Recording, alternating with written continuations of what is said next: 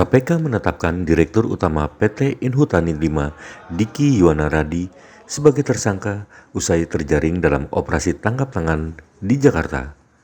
OTT tersebut terkait dengan kasus dugaan suap pengurusan izin pemanfaatan kawasan hutan. Selain Diki Yuwana Radi, KPK juga menangkap Junaidi selaku Direktur PT Paramitra Mulia Langgeng atau PT PML dan Aditya selaku staf perizinan SB Group. Cukup, teman-teman.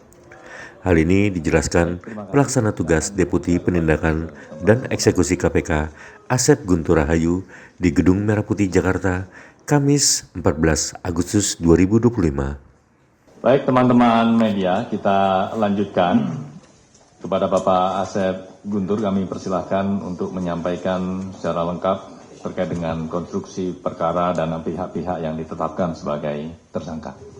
Baik, terima kasih Mas Zubir. Bismillahirrahmanirrahim. Assalamualaikum warahmatullahi wabarakatuh. Waalaikumsalam. Selamat sore dan salam sejahtera bagi kita sekalian. Yang saya hormati Mas Zubir, yang saya hormati, saya cintai dan saya banggakan rekan-rekan jurnalis yang mungkin sudah menunggu dari kemarin, tadi malam sampai dini hari dan konvers baru bisa kami laksanakan pada sore hari ini. Untuk itu kami mohon maaf kepada rekan-rekan dan juga terima kasih atas kesetiaannya bersamai kami dalam kerja-kerja kita bersama dalam rangka memberantas tindak pidana korupsi. Baiklah rekan-rekan sekalian, akan saya sampaikan terkait dengan kegiatan tangkap tangan dugaan tindak pidana suap di sektor kehutanan terkait dengan kerjasama pengelolaan kawasan hutan.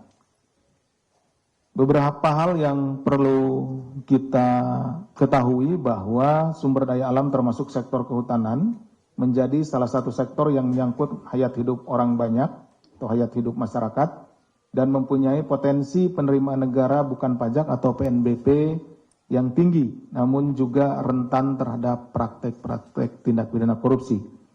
Berdasarkan kajian KPK bersama para mitra, menemukan lemahnya sistem pengawasan hutan yang telah menyebabkan kerugian negara paling tidak sekitar 35 miliar per tahun. Ini sekurang-kurangnya. Serta berpotensi menghilangkan PNBP mencapai 15,9 triliun per tahun. Sehingga perlu dilakukan perbaikan tata kelola sumber daya alam termasuk sektor kehutanan ini secara menyeluruh dari hulu hingga hilir. Jadi kita harus menyadari bahwa sektor hutan ini menjadi salah satu penyumbang penerimaan negara bukan pajak dan dengan adanya tindakan-tindakan tindak pidana korupsi ini negara berpotensi kehilangan begitu besar ya PNBP. Adapun salah satu praktik korupsi yang rentan terjadi di sektor kehutanan adalah suap perizinan penggunaan lahan hutan. Sebagaimana temuan KPK dalam penyelidikan tertutup atau kegiatan tangkap tangan kali ini. Kegiatan ini sekaligus selaras dengan program pemerintah itu melalui Satgas Penertiban Kawasan Hutan. Karena banyak sekali hutan-hutan kita yang dirambah gitu ya, termasuk juga ada Satgas Penertiban Sawit dan lain-lain. Nah itu salah satunya.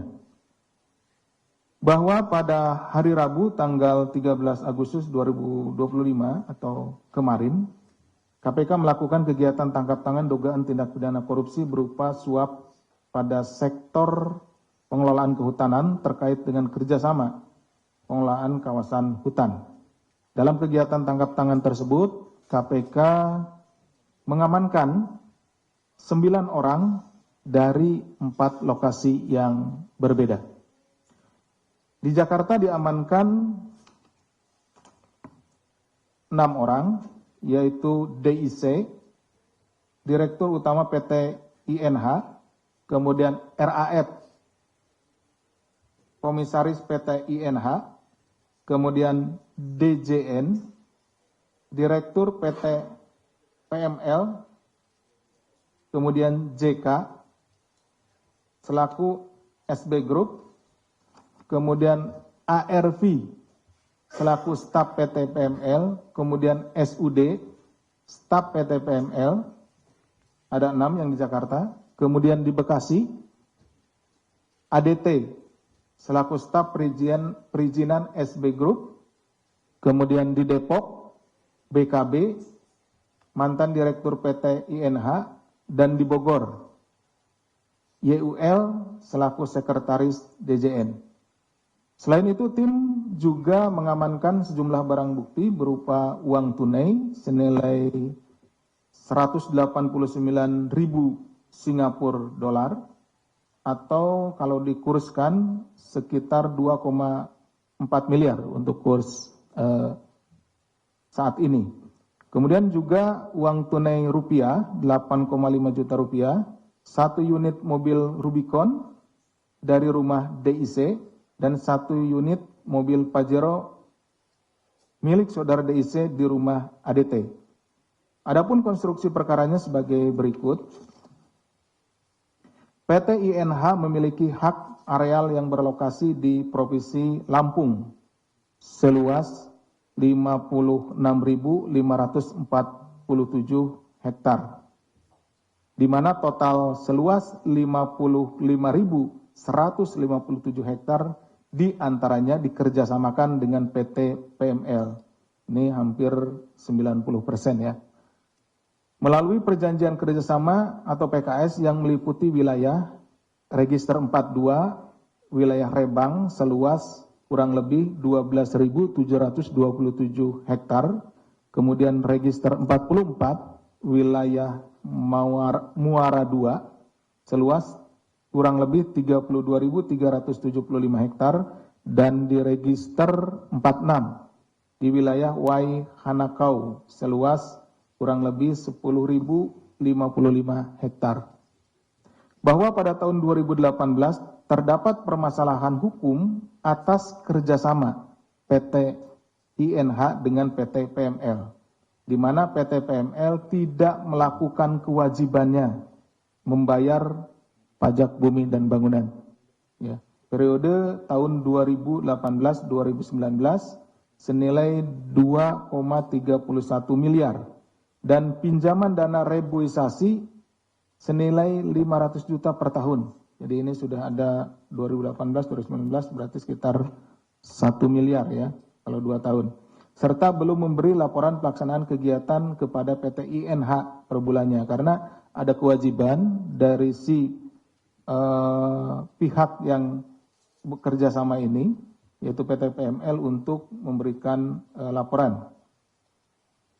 Kemudian pada bulan Juni 2023 berdasarkan keputusan Mahkamah Agung, jadi ini dibawa ke ranah peradilan ya, gugat perdata, yang telah inkrah atas permasalahan hukum antara PT INH dan PT PML menjelaskan bahwa perjanjian kerjasama yang telah diubah pada tahun 2018 antara kedua belah pihak masih berlaku, di kerjasamanya masih berlaku, dan PT PML diwajibkan membayar ganti rugi kurang lebih 3,4 miliar.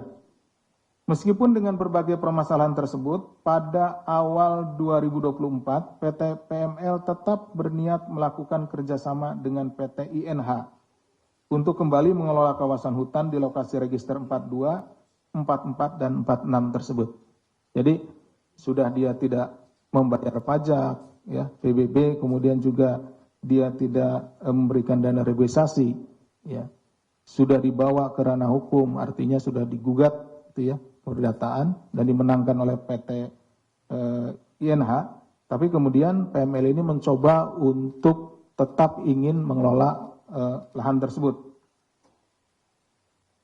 Selanjutnya pada bulan Juni 2024 terjadi pertemuan di Lampung antara jajaran direksi beserta Dewan Komisaris PT INH dan saudara DJN selaku Direktur PT PML dan tim yang menyepakati pengelolaan hutan oleh PT PML dalam RKUPH, Rencana Kerja Usaha Pemanfaatan Hutan.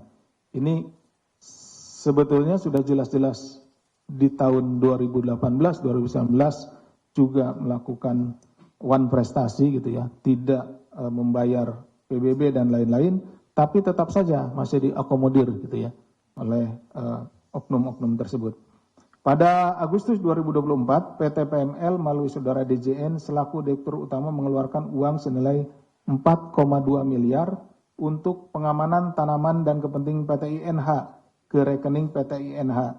Pada saat yang sama, saudara DIC selaku Direktur Utama PT INH diduga menerima uang tunai dari saudara DJN senilai 100 juta rupiah yang digunakan untuk keperluan pribadi. Jadi sudah mulai ada suapnya ya di sekitar bulan Agustus 2024. Ya, besarannya tadi sekitar 100 jutaan.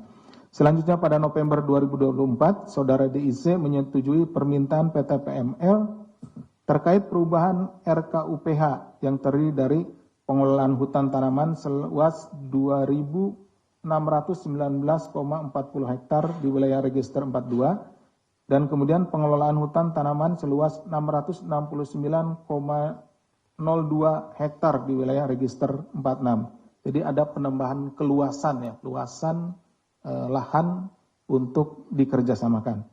Pada bulan Februari 2025, saudara DIC menandatangani rencana kerja tahunan atau RKT PT INH yang di dalamnya juga mengakomodir kepentingan PT PML.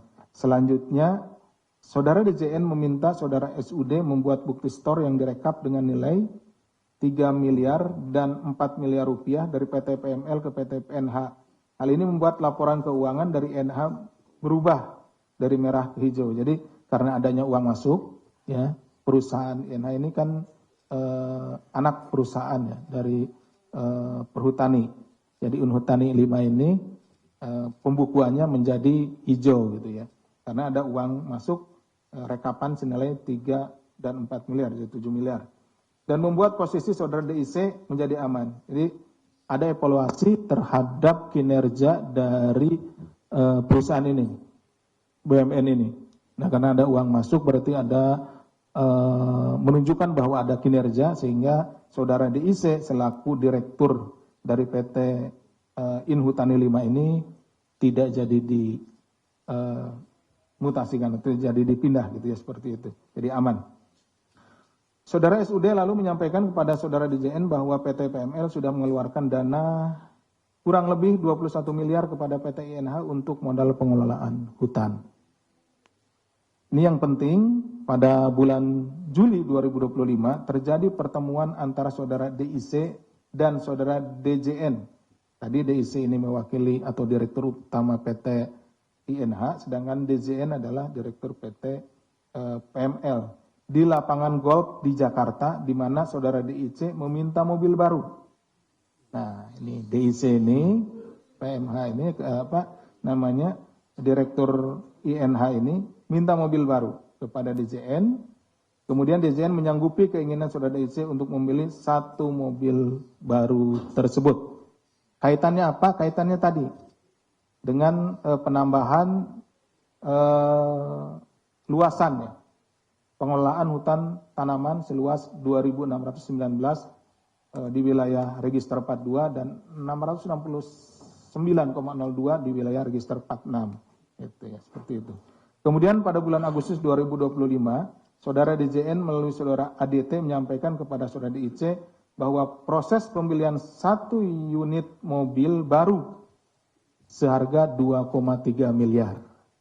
Jadi mobilnya itu seharga 2,3 miliar. Telah diurus oleh saudara SDN dan saudara DJN. Pada saat bersamaan saudara ADT mengantarkan uang senilai 189.000 Singapura dolar dari saudara DJN untuk DIC ke kantor Inhutani ya INH.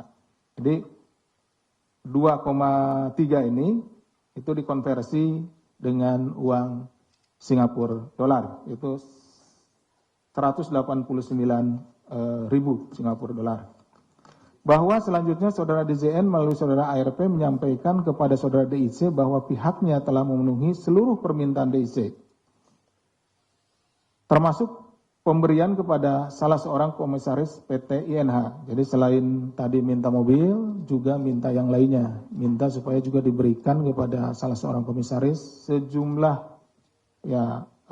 pemberian ya, itu kepada komisaris PT INH.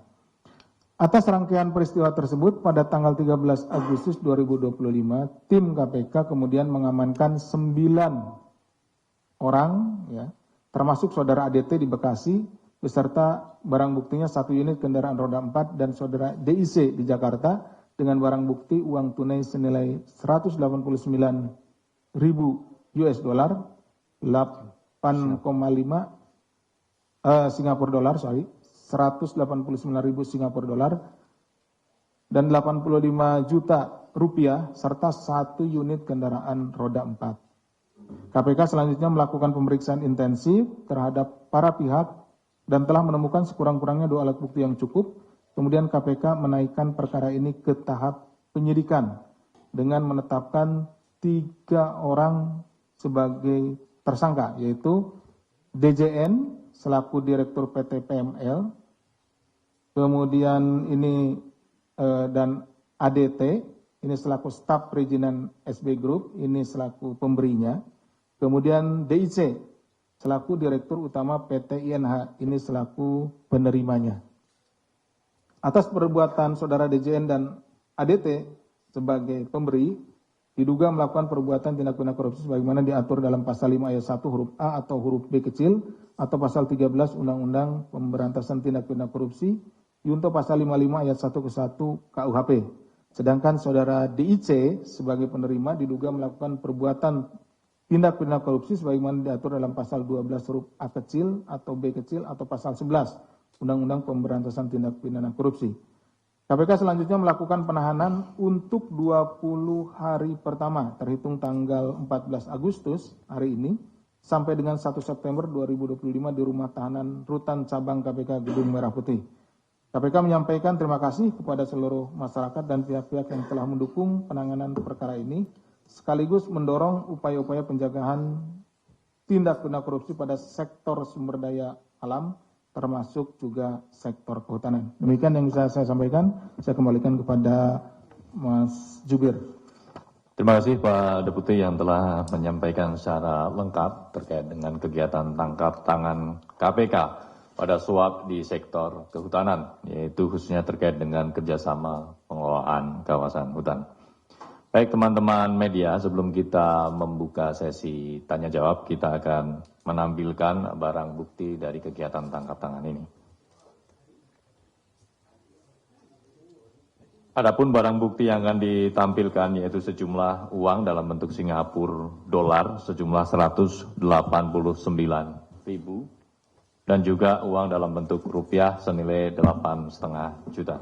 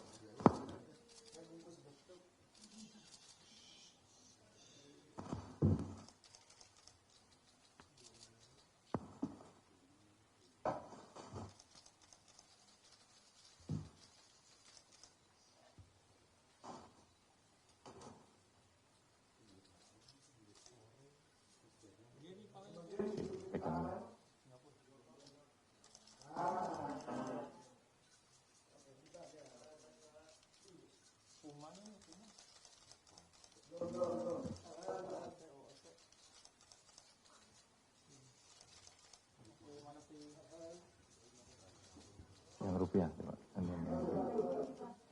gantian yang rupiah.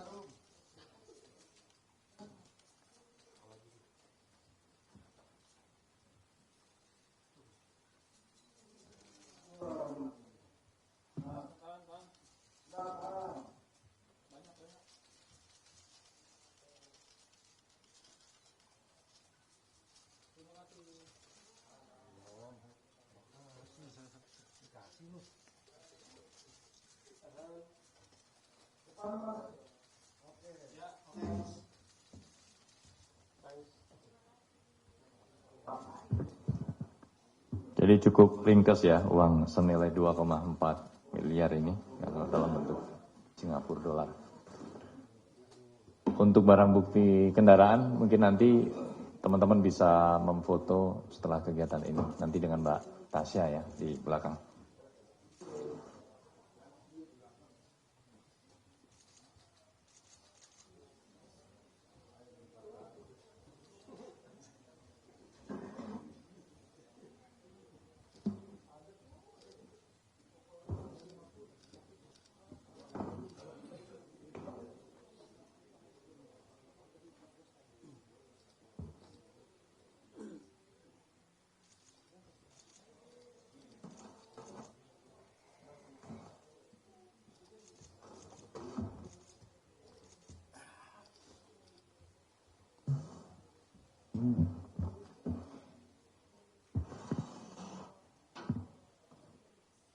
Jangan lupa subscribe ya.